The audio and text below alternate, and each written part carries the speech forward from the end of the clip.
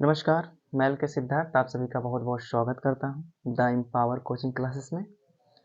Friends, हमारी पिछली class में हमने देखा था कि शिमला समझौता या शिमला सम्मेलन 14 जुलाई 1945 को विफल हो गया और यहाँ तक हमने देखा था। और आज हम देखेंगे शिमला सम्मेलन के बाद कैबिनेट मिशन 1946 आता है। आज उसके बारे में हम देखेंगे कि कैबिनेट मिशन योजना में क्या क्या प्रावधान थे, उसके बारे में हम चर्चा करेंगे। किसके नेतृत्व में आया था, इसके बारे में हम चर्चा करेंगे। कब आया था, इसका गठन कब हुआ था, भारत कब पहुंचा था, इस बारे में हम चर्चा करेंगे। ठीक है, तो आज हम भारतीय राज्य व्यवस्था पढ़ रहे हैं। ठीक, भारतीय राज्य व्यवस्था। ठीक, भारतीय राज्य व्यवस्था में आज हम कैबिनेट मिशन योजना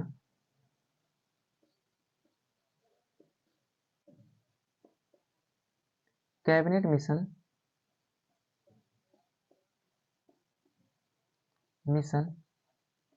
योजना, ठीक है, योजना 1946 के बारे में।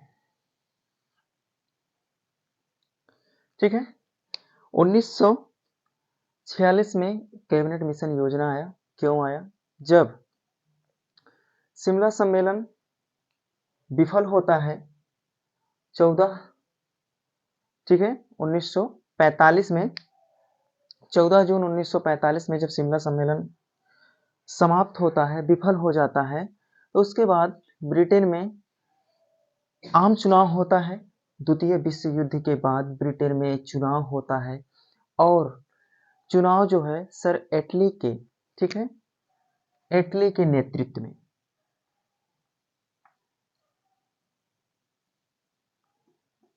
एटली के नेतृत्व में, ठीक है, एटली के, सर एटली के नेतृत्व में लेबर पार्टी, ठीक है, कौन सी? लेबर पार्टी,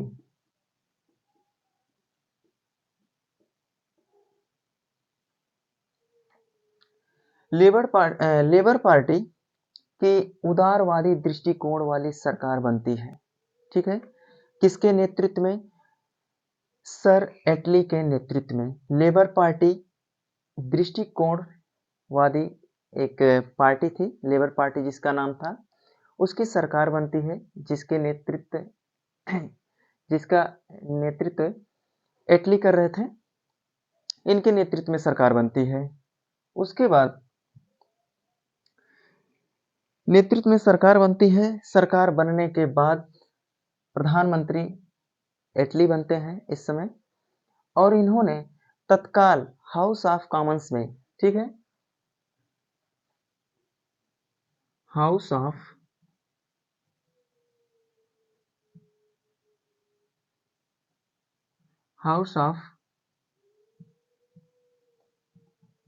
कॉमन्स में इन्होंने घोषणा किया कि भारतीयों को स्वतंत्र होने का अधिकार है।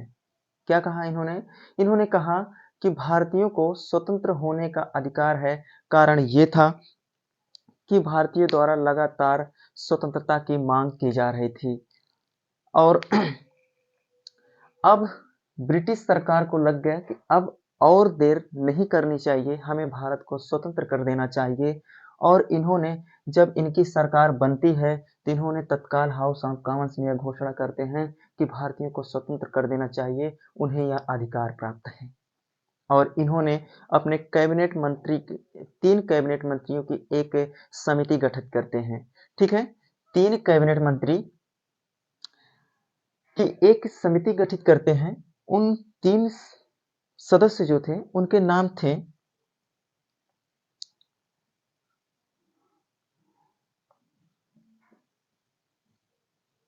लॉर्ड क्रिप्स, ठीक है,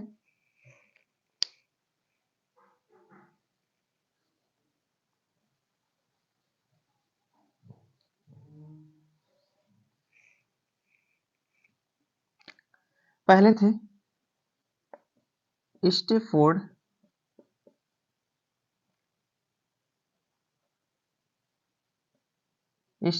क्रिप्स।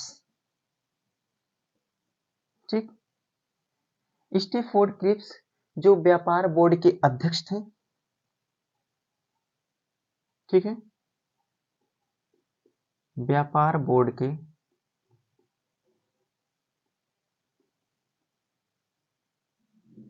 अध्यक्ष।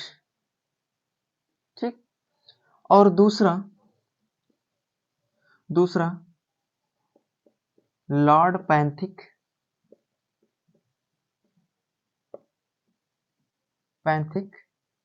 लॉरेंस।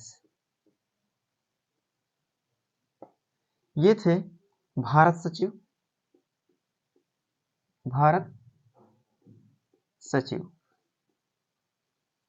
ठीक है, स्टेफोर्ड क्रिप्स व्यापार बोर्ड के अध्यक्ष थे, लॉर्ड पैथिक लॉरेंस भारत सचिव थे, और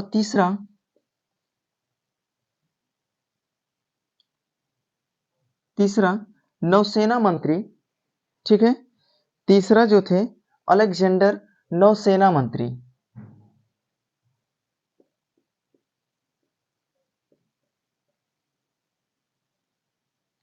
अलेक्जेंडर ये थे नौसेना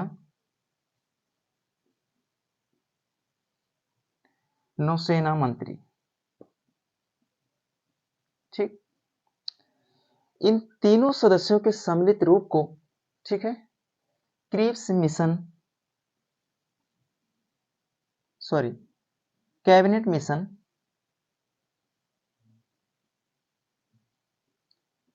कैबिनेट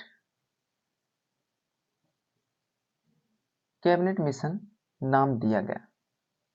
ठीक है, कैबिनेट मिशन, ये 3 सदस्य जो थे इनके मंत्रिमंडल के सदस्य थे, 3 कैबिनेट मंत्री थे। उसके बाद इस मिशन के अध्यक्ष जो थे लॉर्ड पैंथिक लॉरेंस थे। ठीक है, अध्यक्ष थे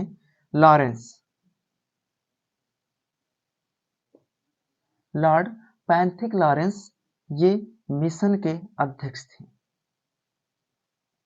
ठीक है, मिशन के क्या थे? मिशन के अध्यक्ष थे। कौन? Lord Pethick Lawrence. और इस तरीके से मार्च 1946 में भारत भेजा गया मिशन। ठीक है, मिशन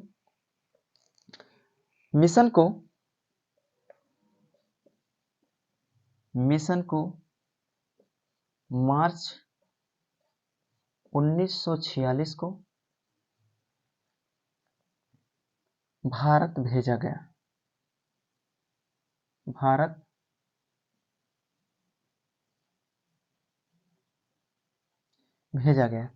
कब भेजा गया? 1946 को, मार्च 1946 को मिशन को भारत भेजा गया, और 24 मार्च 1946 को मिशन जो है भारत पहुंचता है। भारत नहीं बल्कि आप कह सकते हैं कि दिल्ली। ठीक है, 24 मार्च 1946 को मिशन दिल्ली पहुंचा। ठीक है, मिशन दिल्ली पहुंचा।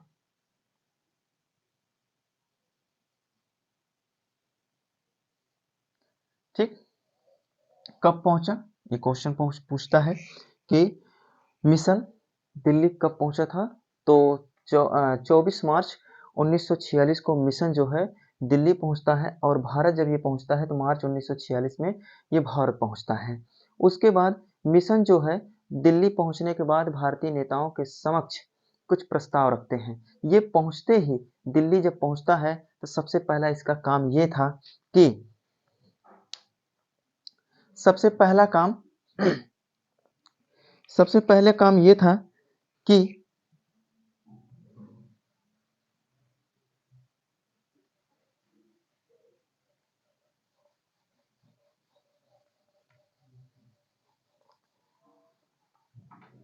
भारत में संविधान सभा का गठन किया जाएगा और सबसे पहले भारत में अंतरिम सरकार का गठन किया जाएगा या स्थापना की जाएगी अंतरिम सरकार की, और उसके बाद संविधान सभा का गठन किया जाएगा और संविधान निर्माण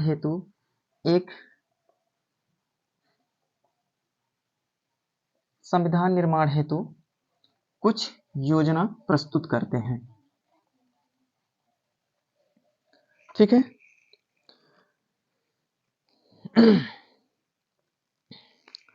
पहला काम इनका क्या था? पहला ये था कि तत्काल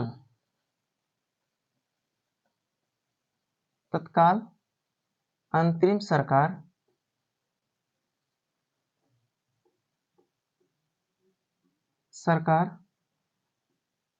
की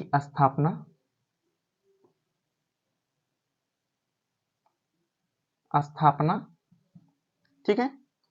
उसके बाद संविधान सभा का गठन,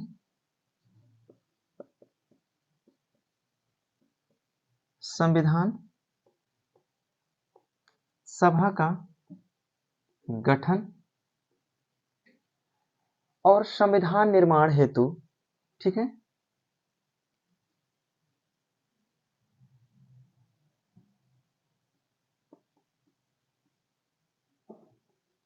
संविधान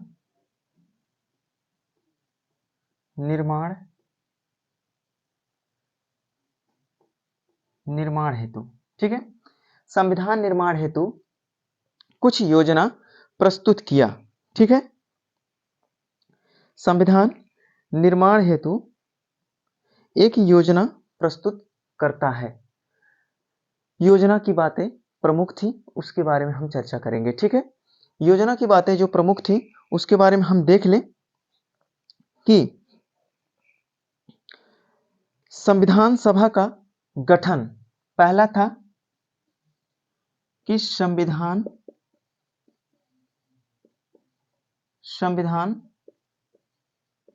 सभा का गठन, ठीक, प्रांतीय विधानसभा के सदस्यों के निर्वाचित सदस्यों द्वारा किया जाएगा। ठीक है। संविधान सभा का गठन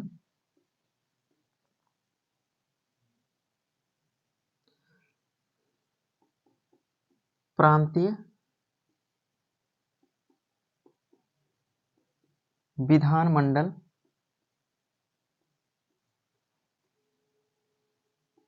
के निर्वाचित सदस्यों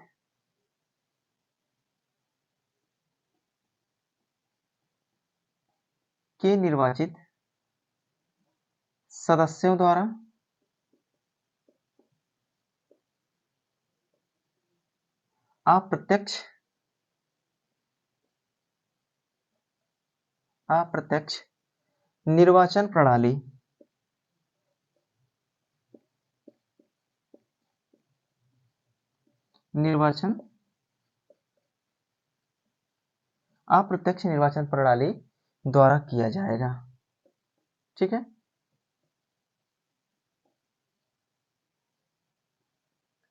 द्वारा किया जाएगा, ना कि वयस्क मताधिकार के। ठीक है। ना कि वयस्क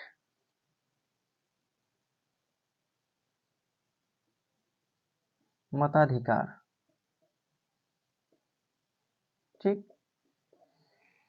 संविधान सभा का गठन प्रांतीय विधानमंडल के निर्वाचित सदस्यों द्वारा अप्रत्यक्ष निर्वाचन प्रणाली द्वारा किया जाएगा और उसके बाद एक प्रतिनिधि, ठीक है, 10 लाख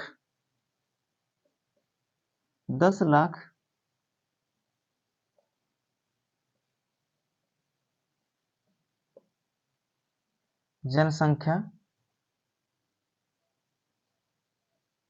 एक प्रतिनिधि, ठीक है, एक प्रतिनिधि चुना जाएगा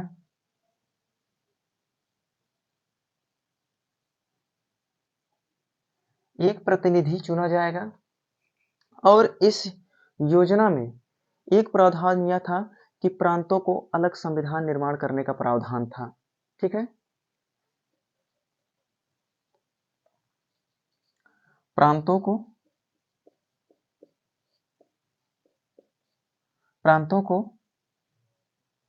अलग अलग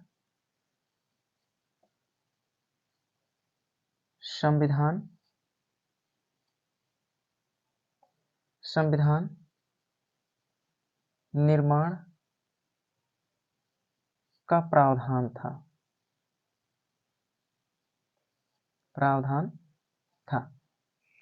ठीक है, प्रांतों को अलग संविधान निर्माण करने का प्रावधान था। और इसमें जो है प्रत्येक समुदाय के प्रतिनिधि जो इसमें चुने जाएंगे, इसमें एक ये प्रावधान था कि प्रत्येक समुदाय के, ठीक, चौथा था प्रत्येक प्रांतों के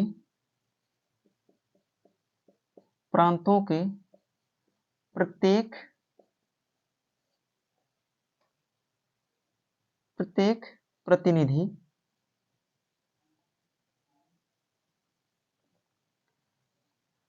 प्रतिनिधि अपने समुदायों के सदस्यों द्वारा चुने जाएंगे। ठीक है, समुदाय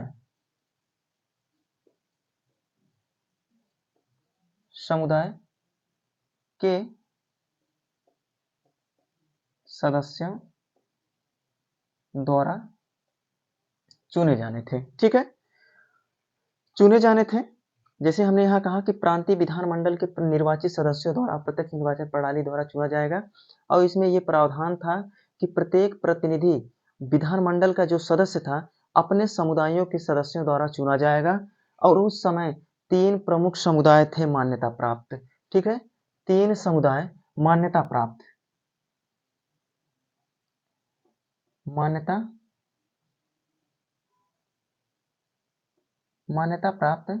समुदाय।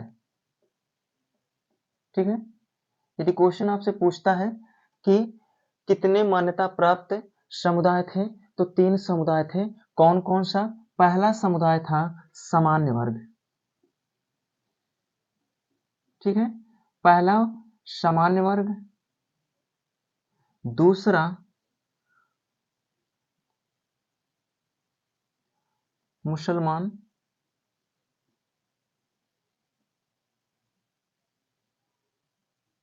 ठीक है, दूसरा मुसलमान और तीसरा सिख। ठीक है, ये 3 समुदाय मान्यता प्राप्त समुदाय थे। इनको मान्यता प्राप्त थी कि एक सामान्य वर्ग है, दूसरा मुसलमान, तीसरा सिख वर्ग। ठीक है, ये 3 समुदाय थे।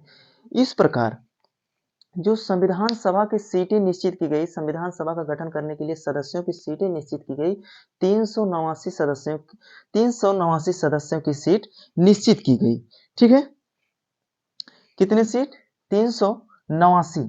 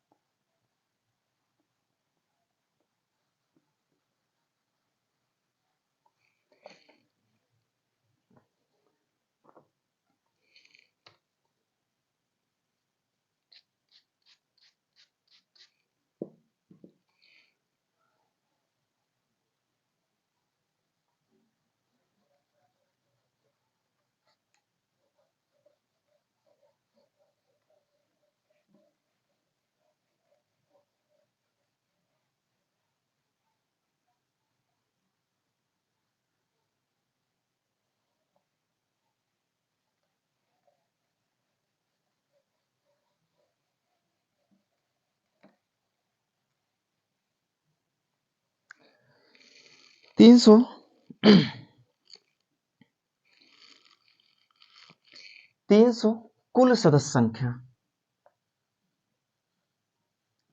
कुल सीटों की संख्या। ठीक है, कुल सीटों की संख्या कितनी निश्चित की गई? 389।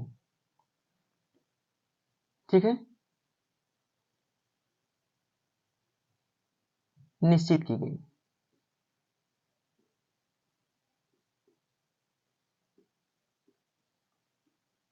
ठीक, 389 सीटें निश्चित की गई और इसमें से 292 सीटें ब्रिटिश प्रांतों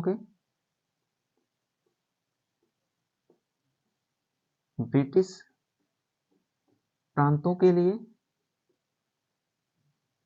ठीक है, 292 सीटें ब्रिटिश प्रांतों के लिए, 4 चीफ कमिश्नरी क्षेत्र, 4 चीफ कमिश्नरी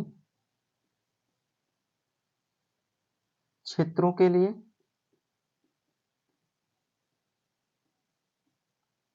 ठीक, और 93 सीटें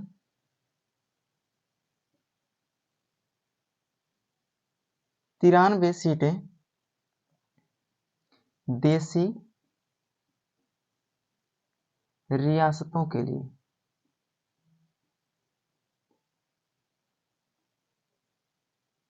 के प्रतिनिधि, ठीक, 93 सीटें देसी रियासतों के प्रतिनिधियों के लिए किया गया, ठीक है।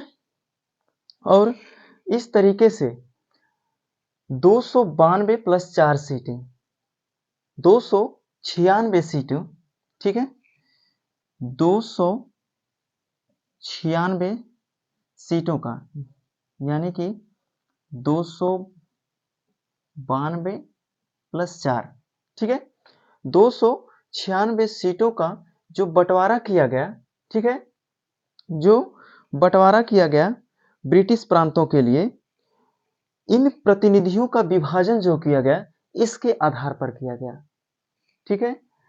296 सीटें मान्यता प्राप्त सांप्रदायिक आधार पर, ठीक है,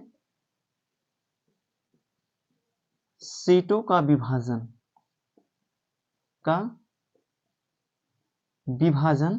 सांप्रदायिक आधार पर किया गया, सांप्रदायिक आधार पर किया, ठीक है, सांप्रदायिक आधार पर किया गया। और उस समय हमने बताया है आपको कि मान्यता प्राप्त 3 समुदाय थे, ठीक है। और इस 296 सीटों का जो बंटवारा किया गया सामान्य वर्ग को, ठीक है, हम यहां लिख देते हैं सामान्य वर्ग को 213 सीटें, ठीक, 213 सीटें और 79 सीटें मुस्लिम वर्ग को और 4 सीटें सिख वर्ग को, ठीक है। इन 296 सीटों का अभी हम आगे बताएंगे कि इन्हीं के आधार पर चुनाव हुआ, लेकिन जो 389 सीटें ये कुल सीटें निर्धारित की गई थी, ठीक है। लेकिन 292 प्लस चीफ कमिश्नरी जो क्षेत्र था 296 सीटों का जो बंटवारा किया गया वह सांप्रदायिक आधार पर किया गया और उसमें सामान्य वर्ग को 213 सीटें और मुसलमान को 79 सीटें और सिख को 4 सीटें निर्धारित की गई। और संविधान सभा में महिलाओं की संख्या 15 निश्चित की गई। महिलाओं की संख्या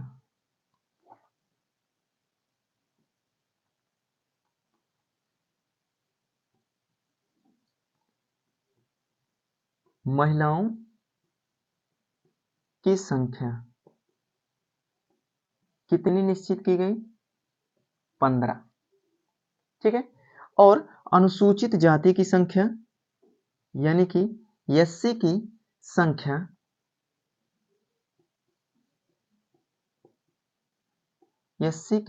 संख्या कितनी की गई?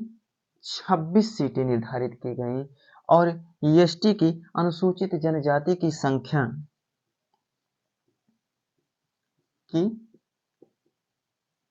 संख्या 33 निर्धारित की गई। ठीक है, कितनी सीटें निर्धारित की गई? महिलाओं की 15, एससी की 26 और एसटी की 33 सीटें निर्धारित की गई। ठीक है, कितने में से? 296। ठीक, और सभी देशी रियासतें इसमें शामिल हुई, मात्र एक देशी रियासत हैदराबाद, ठीक है, एक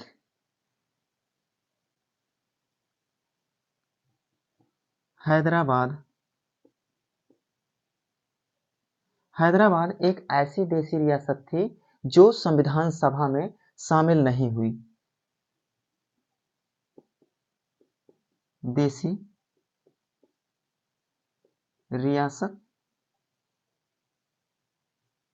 ठीक है, हैदराबाद एक ऐसी देशी रियासत थी जो संविधान सभा में शामिल नहीं हुई। संविधान सभा में शामिल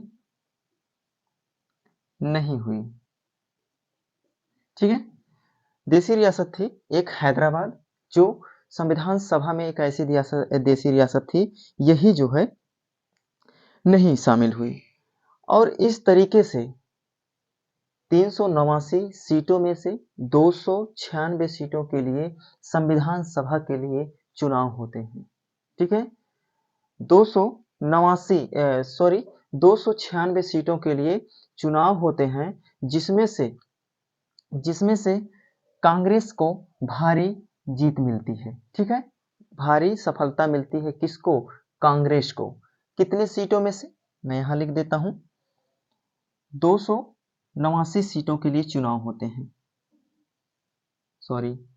296 सीटों के लिए, यानी कि 292 प्लस 4। ठीक है, सीटों के लिए चुनाव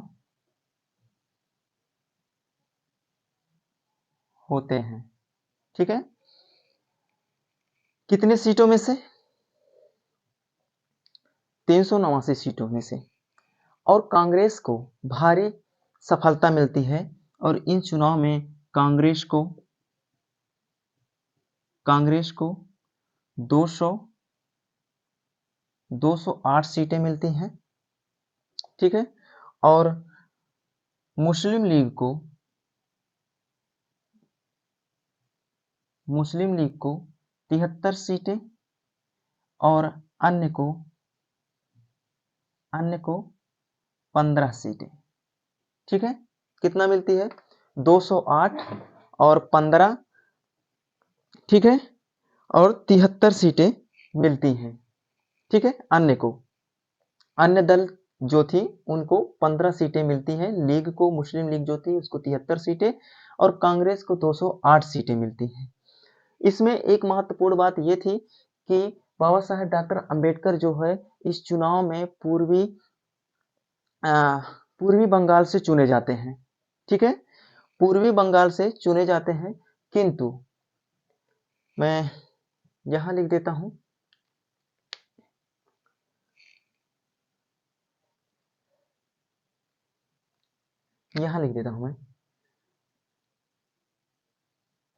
मैं डॉक्टर बी आर अंबेडकर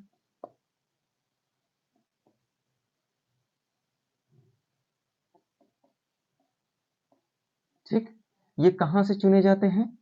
पूर्वी बंगाल से। ठीक है, पूर्वी बंगाल से चुने जाते हैं, परंतु भारत पाकिस्तान विभाजन के पश्चात पूर्वी बंगाल पाकिस्तान में चला जाता है और इन्हें जो है मुंबई प्रेसिडेंसी के पूना संसदीय सीट से, मुंबई के, ठीक,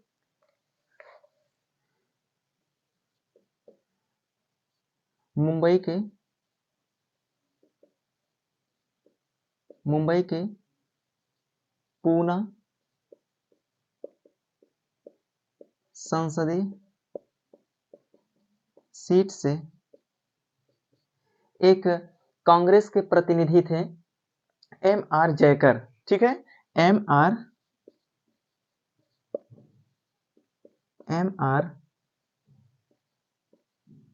जयकर को त्याग पत्र दिला करके इन्हें जो है उपचुनाव के माध्यम से दोबारा संविधान सभा में शामिल किया जाता है, ठीक है। एम आर जयकर को त्याग पत्र दिलाकर, ठीक, दिलाकर इन्हें जो है पुनः संविधान सभा में बाबा साहब डॉक्टर बी आर अम्बेडकर को संविधान सभा में सम्मिलित किया जाता है उपचुनाव के माध्यम से, ठीक है, उपचुनाव के माध्यम से इन्हें सम्मिलित किया जाता है। और 2 सितंबर 1946 को 2 सितंबर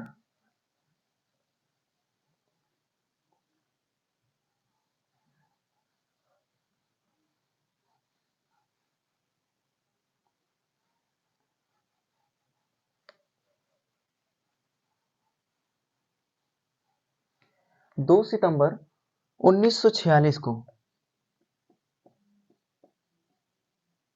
2 सितंबर 1946 को जवाहरलाल नेहरू के नेतृत्व में अंतरिम सरकार का गठन किया जाता है। किसके नेतृत्व में? जवाहरलाल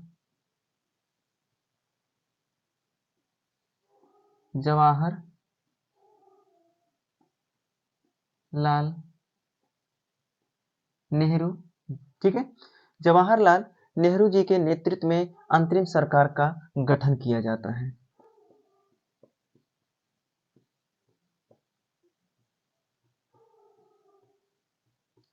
का गठन, ठीक है, गठन किया जाता है, जिसके अध्यक्ष होते हैं, जिसके अध्यक्ष लॉर्ड माउंटबेटन, ठीक है, लॉर्ड माउंटबेटन ये क्या थे? अध्यक्ष थे, ठीक, और उपाध्यक्ष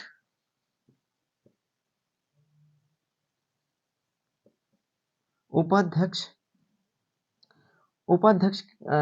जवाहरलाल नेहरू,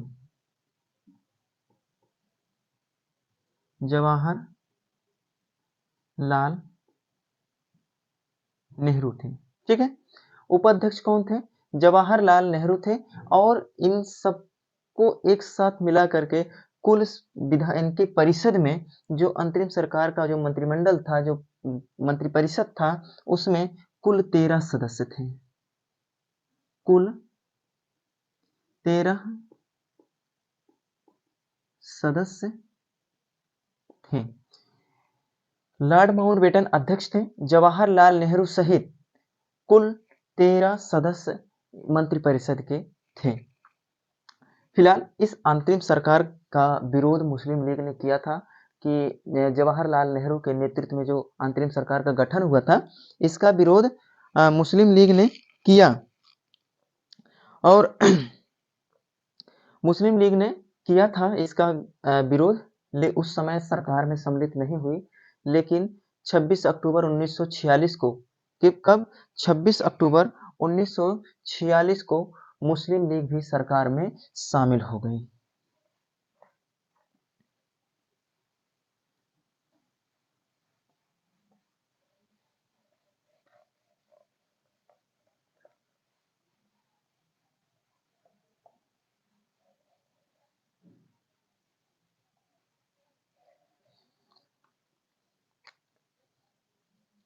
छब्बीस अक्टूबर, इसको हम नेक्स्ट वीडियो में बताएंगे कि किस तरीके से मुस्लिम लीग इस सरकार का विरोध किया था, ठीक है। लेकिन इसके पहले अभी हम जान लें कि 26 अक्टूबर 1946 को, ठीक है, सरकार में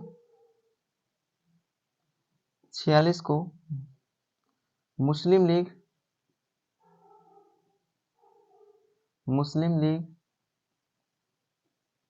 सरकार में सम्मिलित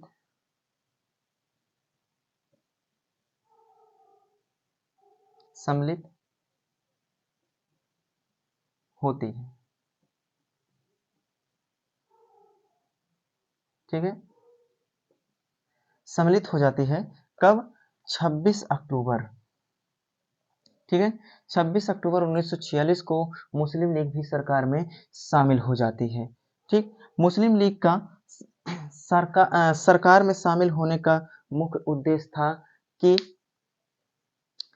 सरकार के भीतर रह करके, परिषद के भीतर रह करके पाकिस्तान के लिए लड़ना, ये मुस्लिम लीग का मुख्य उद्देश्य था। इसी के संबंध में डॉक्टर बी आर अम्बेडकर साहब ने कहा कि एक देश की सरकार है जिसे दो राष्ट्र चला रहे हैं। ठीक है, इसी के संबंध में, अंतरिम सरकार के संबंध में डॉक्टर बी आर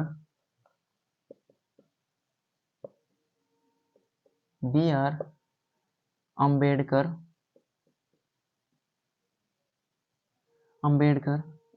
ने कहा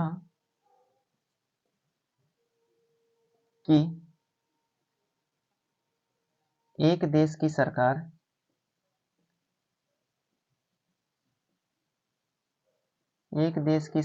है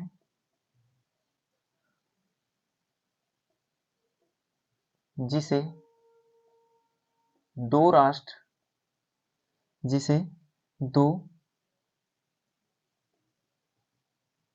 राष्ट्र चला रहे हैं।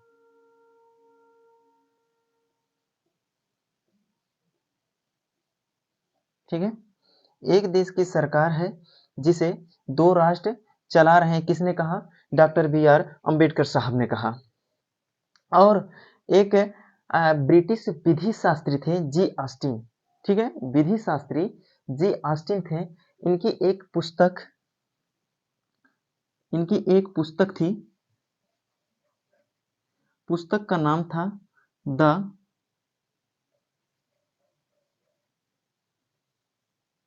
द इंडियन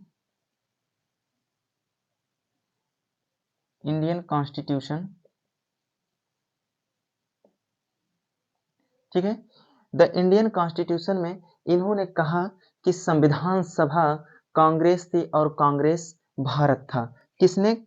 जी ऑस्टिन ने। ये किसकी पुस्तक थी? जी ऑस्टिन। ठीक, ये जी ऑस्टिन जो थे विधि शास्त्री थे। ठीक, विधि शास्त्री,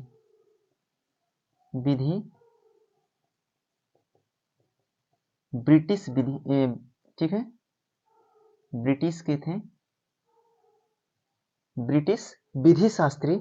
ये इनकी पुस्तक थी द इंडियन कॉन्स्टिट्यूशन। और इन्होंने इंडियन कॉन्स्टिट्यूशन में कहा कि संविधान सभा कांग्रेस थी और कांग्रेस भारत था। ठीक है, मुस्लिम लीग 26 अक्टूबर 1946 को संविधान सभा में सम्मिलित हुई और उसका मुख्य उद्देश्य था कि परिषद के भीतर रह करके पाकिस्तान के लिए लड़ना। लेकिन संविधान सभा में मुस्लिम लीग ने अपनी स्थिति कमजोर देख करके, हमने कहा कि यहाँ एक पॉइंट हमने यहाँ छोड़ दिया था कि जब 26 अक्टूबर 1946 को संविधान सभा में मुस्लिम लीग शामिल होती है तो कांग्रेस के 3 प्रतिनिधि को, हमने यहाँ लिखा था भी कि कुल 13 सदस्य थे। ठीक है, हमने यहाँ परिषद में लिखा था कि कुल 13 सदस्य थे, लेकिन जब मुस्लिम लीग शामिल हो जाती है तो परिषद के 3 सदस्यों से त्यागपत्र दिला करके मुस्लिम लीग के 5 सदस्यों को, ठीक है, 5 सदस्य को शामिल किया जाता है। इस तरीके से परिषद की संख्या बढ़ करके 15 हो जाती है। ठीक है, कुल कितनी हो जाती है? 15 हो जाती है। शुरुआत में 13 सदस्य थे, लेकिन 3 सदस्य को निकाल करके कांग्रेस के और मुस्लिम लीग के 5 सदस्यों को सम्मिलित किया गया परिषद में मंत्री। तो इस प्रकार मंत्रिमंडल की जो परिषद थी, सदस्य संख्या कितनी हो गई? 15 सदस्य संख्या हो गई। लेकिन मुस्लिम लीग जो है संविधान सभा में अपनी स्थिति कमजोर देख करके निर्वाचित संविधान सभा का बहिष्कार करती है। ठीक है, बहिष्कार करती है और एक अलग संविधान सभा की मांग करती है। मुस्लिम लीग जब अपनी संविधान सभा में स्थिति कमजोर देख करके निर्वाचित संविधान सभा का जो गठन हुआ था उसका बहिष्कार करती है, ठीक है, और अलग संविधान सभा का मांग करती है। और 9 दिसंबर 1946 को जब दिल्ली में पहली बैठक होती है, संविधान सभा का पहला अधिवेशन कब होता है? 9 दिसंबर, ठीक है, 9 दिसंबर 9 दिसंबर 1946 को 9 दिसंबर 1946 को पहली बैठक, ठीक है, पहली बैठक होती है। 9 दिसंबर 1946 को अस्थायी अध्यक्ष थे डॉक्टर सच्चिदानंद सिन्हा थे, ठीक है। दिल्ली में ये बैठक हुई थी, पहला अधिवेशन, और इसमें मुस्लिम लीग के कोई भी प्रतिनिधि इसमें सम्मिलित नहीं हुआ था, ठीक है। मुस्लिम लीग का कोई भी प्रतिनिधि इसमें सम्मिलित नहीं हुआ था। और पहली बैठक में जब ये 9 दिसंबर 1946 को जो पहली बैठक हुई थी, इसमें कुल जो है 207 सदस्य उपस्थित हुए थे, ठीक है। और चुनाव कितने का हुआ था? 296 सदस्यों के लिए चुनाव हुआ था, लेकिन पहली बैठक में 207 सदस्य उपस्थित हुए थे और इसमें मुस्लिम लीग का कोई भी प्रतिनिधि इसमें सम्मिलित नहीं हुआ था, ठीक है। तो 207 सदस्य इसमें उपस्थित हुए थे प्रथम बैठक में। तो इसके बाद हम नेक्स्ट वीडियो में लॉर्ड माउंटबेटन के बारे में हम देखेंगे कि माउंटबेटन योजना क्या थी। उसमें हम बताएंगे कि किस तरीके से मुस्लिम लीग जो है अंतरिम सरकार का जो गठन हुआ था उसका पूर्ण रूप से बहिष्कार किया था, उसके बारे में हम देखेंगे। माउंटबेटन योजना के बारे में हम देखेंगे कि उसमें क्या क्या योजनाएं थी, क्या क्या प्रावधान थे। और उसके बाद हम देखेंगे आखिरी अधिनियम जो था 1947 का, भारतीय स्वतंत्रता अधिनियम 1947, ठीक है। उसके बाद हम उसी में देखेंगे संविधान निर्माण का, संविधान निर्माण की प्रक्रिया क्या थी, संविधान निर्माण कैसे हुआ था, उसके बारे में हम देखेंगे, ठीक है। तो आज की हमने देखा कि किस तरीके से अंतरिम सरकार का गठन होता है। अंतरिम सरकार का गठन किस योजना के तहत होता है? कैबिनेट मिशन योजना के तहत होता है। कब आया था और इसमें क्या प्रावधान थे, कैसे चुनाव हुआ था, कितनी सीटों के लिए चुनाव हुआ था। मुस्लिम लीग इसका विरोध की, बाद में सम्मिलित भी हुई, लेकिन बाद में फिर निकल गई, संविधान सभा का विरोध किया, फिर से बाहर हो गई, ठीक है, और पहली बैठक में भाग नहीं ली। तो और पहली बैठक में केवल 207 सदस्य उपस्थित थे। हमने इसमें देखा कि महिलाओं की संख्या कितनी थी, अनुसूचित जाति की जनसंख्या कितनी थी और अनुसूचित जनजाति की संख्या कितनी थी, ये सब हमने देखा, ठीक है। तो आज के लिए इतना ही काफी। तब तक के लिए नमस्कार, जय हिंद।